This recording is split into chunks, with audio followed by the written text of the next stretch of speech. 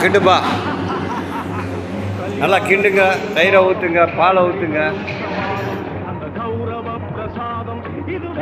கிண்டுன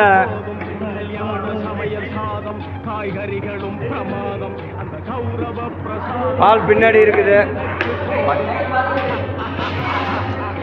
பால் பின்னாடி இருக்கு பாருங்க. ஜாஸ்தி ஊற்றிட வேண்டாம், மெதுவா மெதுவா மேலே தெரிக்குது.